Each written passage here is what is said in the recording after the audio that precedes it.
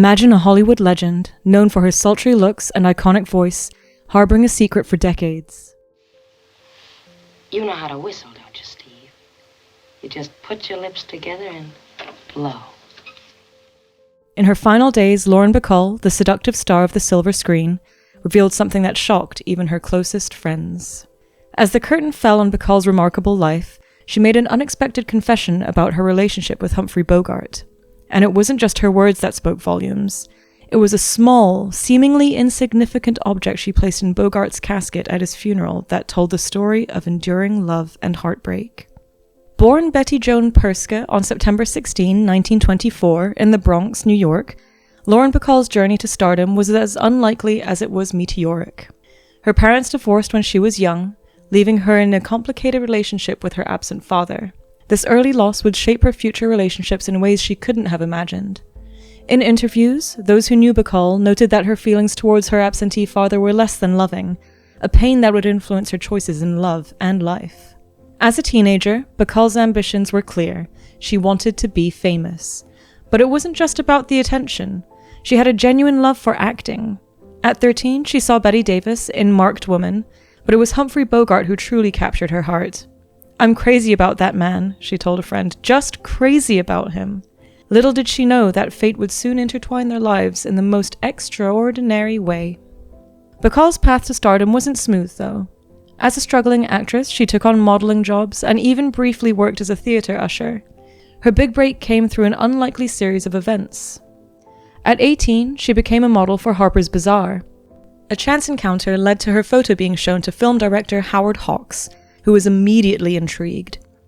Through a misunderstanding, Bacall was sent a plane ticket to Hollywood to audition for Hawks' upcoming picture To Have and Have Not. Despite her lack of acting experience, Hawks saw potential in Bacall. He took her under his wing, determined to shape her into a star. Hawks saw her inexperience as an advantage, believing she didn't have the bad habits of other actresses he'd worked with. He spent hours coaching her on set, stepping away from behind the camera to guide her personally. During her first screen test, Bacall was so nervous that she lowered her chin and looked up at the camera to steady herself. This pose, born of anxiety, became her signature look, sultry and unforgettable. It wasn't just a clever acting technique, it was a genuine manifestation of her nerves that accidentally became iconic. Hawks cast Bacall opposite Humphrey Bogart, her childhood idol. The chemistry between them was electric, both on and off screen. Bogart, 44 and married to his third wife, Mayo Methot, was immediately smitten with the 19-year-old Bacall. Their affair began quietly when Bogart, after filming one day, reached over and kissed her before asking for her phone number. Bacall wrote it on a matchbook, a small gesture that would ignite a passionate romance.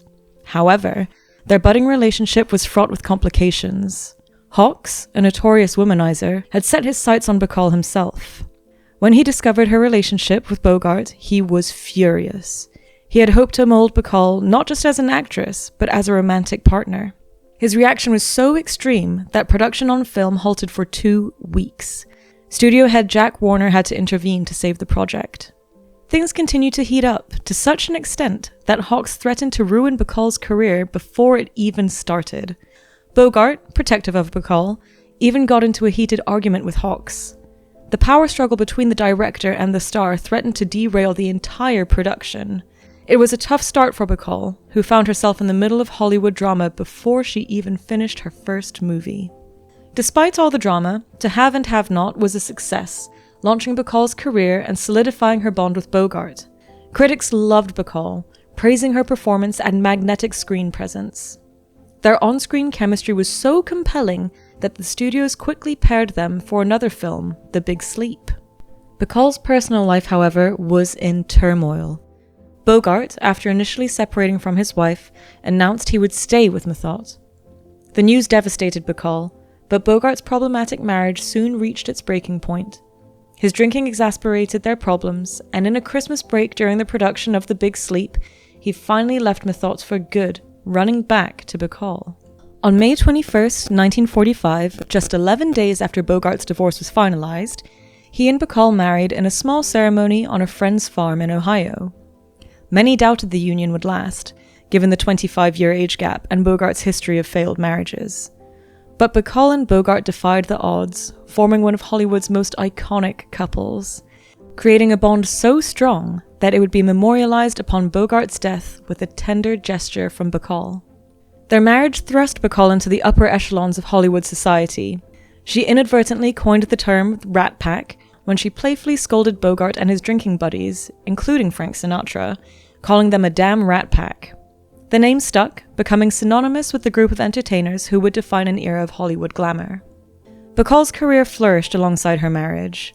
She and Bogart made 4 films together, each showcasing their undeniable chemistry. However, Bacall was selective about her roles, often turning down parts that didn't interest her. This earned her a reputation for being difficult, and in 1945, the Hollywood Women's Press Club named her runner-up for Least Cooperative Actress. Despite her professional success, Bacall's focus was on her family.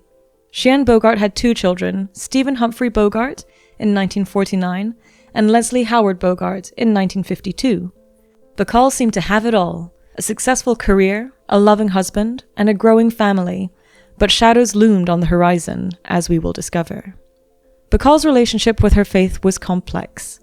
Though she had personally identified as Jewish her entire life, she had to downplay her religion to succeed in Hollywood. Bogart even convinced her to baptize their children as Christian, believing it would make life easier for them in a less tolerant America. This compromise was indicative of the challenges Bacall faced in balancing her personal identity with her public persona. Then, in 1956, Bogart was diagnosed with esophageal cancer. The next year was a nightmare for surgeries, chemotherapy, and watching the love of her life waste away. Bacall pressed him to see a doctor when he first experienced throat pain and difficulty eating, but by the time he agreed, the disease had progressed significantly. During this challenging time, Bacall turned to acting as a release. She made the critically acclaimed film Designing Woman, while Bogart was undergoing treatment. It was a difficult balancing act, caring for her ailing husband while trying to maintain her career.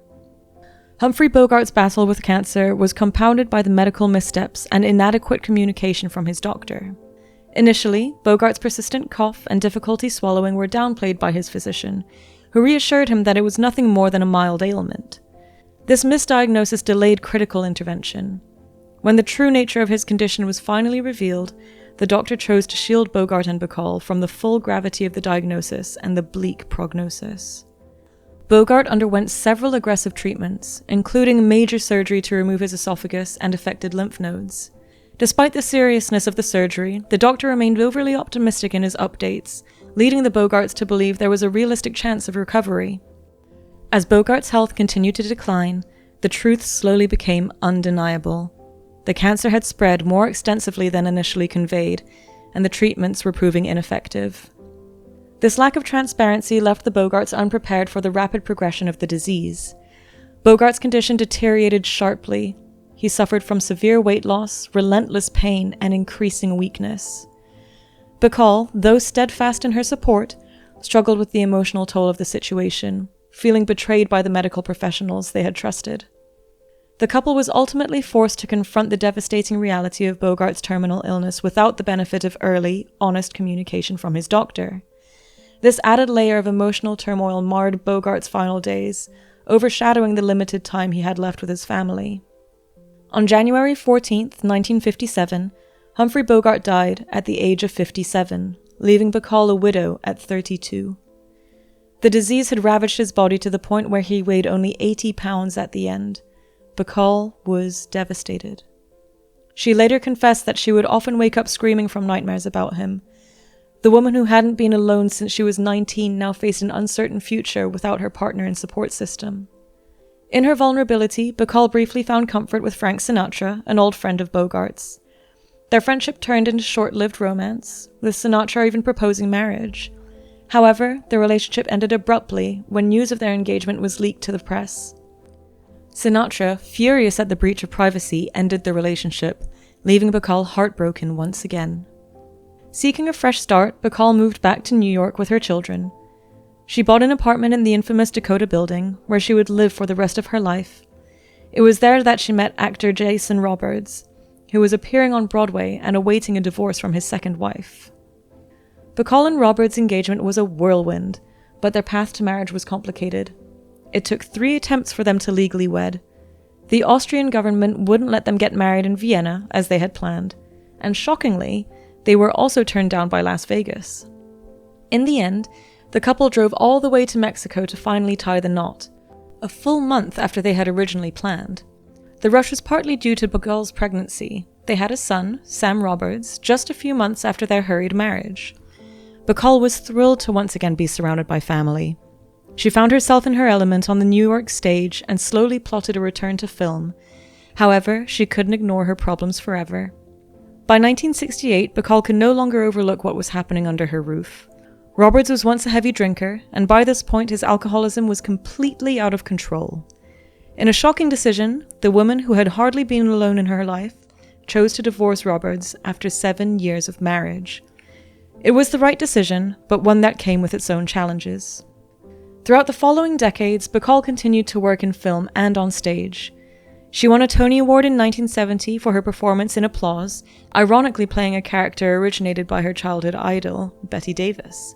In a touching moment, Davis came backstage after her performance to congratulate Bacall, bringing her admiration full circle. Bacall's success on stage reinvigorated her career, but it also highlighted the challenges she faced in Hollywood. Despite her talent and iconic status, she often struggled to find roles that truly challenged her.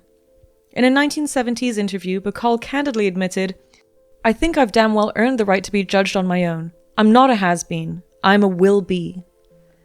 This frustration led her to take on more diverse roles, both on stage and screen. She appeared in murder mysteries like Murder on the Orient Express in 1974 and The Fan from 1981, showcasing her versatility as an actress. As one would expect, Bacall's career continued to evolve. She was as choosy with her roles in the 80s and 90s as she'd been in the 50s. In 1996, she appeared in a supporting role in The Mirror Has Two Faces, which earned her first and only Academy Award nomination. She won the Golden Globe for the role, but in an upset, lost the Oscar to Juliette Binoche. The Academy would eventually award her an honorary Oscar in 2009, recognizing her lifetime of contributions to cinema. As she aged, Bacall became more reflective about her life and career. She began to open up about the secrets she had kept for so long. In interviews, she spoke candidly about her relationship with Bogart, revealing the depth of their connection and the pain of losing him. One of the most moving events came near the end of her life.